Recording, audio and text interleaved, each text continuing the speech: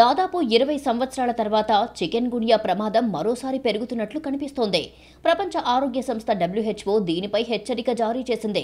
ఇప్పటి వరకు 119 దేశాల్లో చికెన్ గున్యా కనుగొన్నారని తెలిపింది. దీని కారణంగా దాదాపు 5.6 బిలియన్ల మంది ప్రమాదంలో ఉన్నారని వెల్లడించింది. 20 సంవత్సరాల క్రితం వైరస్లో కనిపించిన అదే ఉత్పరివర్తనలు మళ్లీ కనిపించాయని నిపుణులు అంటున్నారు. దోమల ద్వారా సంక్రమించే ఈ వ్యాధి ప్రభావం భారత్పై పెరిగే అవకాశం ఉందని చెబుతున్నారు. అసలు దీని లక్షణాలేంటి, నివారణ మార్గాల గురించి పూర్తిగా తెలుసుకుందాం. చికెన్ గున్యా లక్షణాలు ఇవే. ఉన్నట్టుండి హఠాత్తుగా 102 డిగ్రీల కన్నా ఎక్కువ తీవ్రతతో జ్వరం వస్తుంది.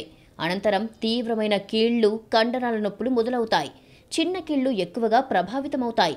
ప్రధానంగా చేతులు, మణికట్టు, కాళ్ళు, మడమలు, భుజాల్లో నొప్పి ఉంటుంది. ఆ బాధ వర్ణనాతీతం. తీవ్ర జ్వరం, నొప్పులతో మనిషి అంగుళం కూడా కదల్లేడు. అడుగు తీసి అడుగు వేయటమే కష్టంగా ఉంటుంది.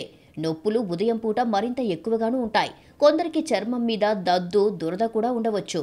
చాలా మందిలో నల్లటి మచ్చలు వస్తాయి. ఇవి ముఖ్యంగా ముక్కు మీద కనిపిస్తుంటాయి. జ్వరం 1-2 రోజుల్లో తగ్గిపోతుంది, కానీ నొప్పులు ఎక్కువ కాలం కొనసాగుతాయి. గన్యా వైరస్ వల్ల దోమ కుట్టాక కొందరికి 2 రోజుల్లోనే లక్షణాలు బయటపడవచ్చు. కొందరికి 12 రోజుల తర్వాత కనిపించవచ్చు. నిపుణుల అభిప్రాయం ప్రకారం జ్వరం వచ్చిన తొలి రోజుల్లో డెంగీ, గన్యా ఒకేలా ఉంటాయి. కాబట్టి నొప్పి మందులు వాడకపోవటమే మంచిది. పారాసెటమాల్ మాత్రలు వేసుకుంటే చాలు. గన్యా నిర్ధారణ అయ్యాక ఐబుప్రోఫెన్, డైక్లోఫెనాక్ వంటి NSAID రకం నొప్పి మందులు వాడవచ్చు. ఒంట్లో నీటి శాతం తగ్గకుండా చూసుకోవటం ముఖ్యం. తగినంత నీరు, ద్రవాలు తీసుకోవాలి. బాగా విశ్రాంతి తీసుకోవాలి. నొప్పులు మరింతగా వేధిస్తే ట్రెమాడాల్ ఉపయోగపడుతుంది. వైరస్ వారం వరకు రక్తంలో ఉంటుంది. కాబట్టి రోగ నిరోధక శక్తిని తగ్గించే స్టెరాయిడ్ల వంటివి మందులేవి ఇవ్వరు. కొందరిలో వారం, 2 వారాలు దాటినా నొప్పులు తగ్గకపోవచ్చు. కొందరు ఏమాత్రం నడవలేరు.